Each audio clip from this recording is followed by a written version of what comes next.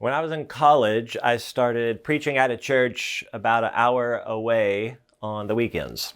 And they let us practice on them, and they were very gracious to me. Chris and I were married a couple of weeks after I started there, and we were part of that church for the next year and a half until I graduated college. Matter of fact, we still have relationships with some of those people from that church to this very day. That was a little over 32 years ago. Hard to believe in many ways, I know.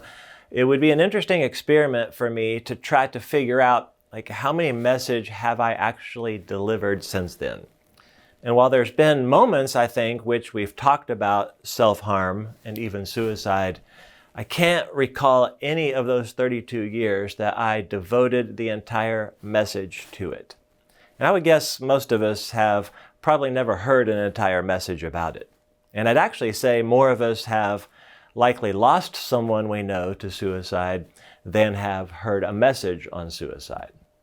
Not something we probably want to talk about, but we need to talk about it. And as I mentioned in the message, when I saw the results of our own survey within the church, and 17% of us said we had been affected by self-harm or suicide, I knew we had to address it. I actually have a pastor friend who did a very similar thing with his church, and 8% of those people responded that they had been affected. And based on 8%, he was alarmed. So we're talking about twice as many people who say it has an effect on their life. I think about my own circle. We've had family members self-harm.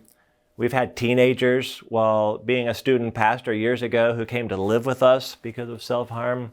I've had family members who took their own life, people I went to school with, and even fellow pastors. And we're living in a community that has a higher than average number of people who think about and have contributing factors to and even completed suicide. So what we've been doing isn't working, and not talking about it is not working. And we could dive into the numbers of reasons that contribute to what's happening, and there are many. The reasons for self-harm are even many times different for the reasons than suicide. It seems the majority of people who attempt suicide have a significant mental health disorder, usually a major depression. So I think the goal of devoting an entire week to this is to bring the conversation out into the open.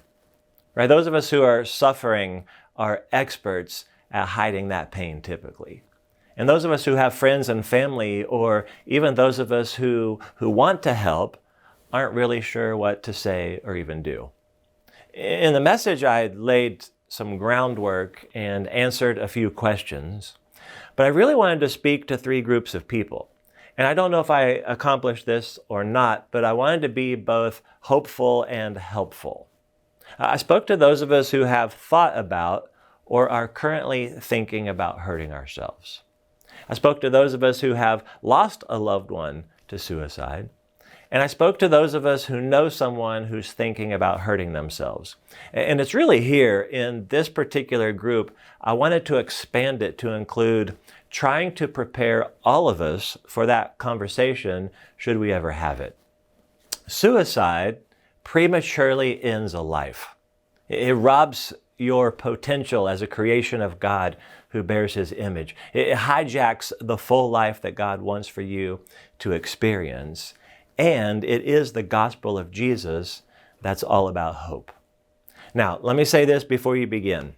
Each week we're raising really big issues and questions, and hopefully it's moving you towards next steps. And it's possible you have lots of questions regarding this week's topic. I would just remind you that your group leader is there to guide discussion and may not have some of the answers that you're looking for. So I will continue to direct you to our website where you can find all kinds of helpful resources listed there. And remember, we're trying to create a safe place in our groups to have difficult conversations. And this stuff is so important so that we might possibly prevent the next person from choosing a permanent solution to what could potentially be a temporary problem.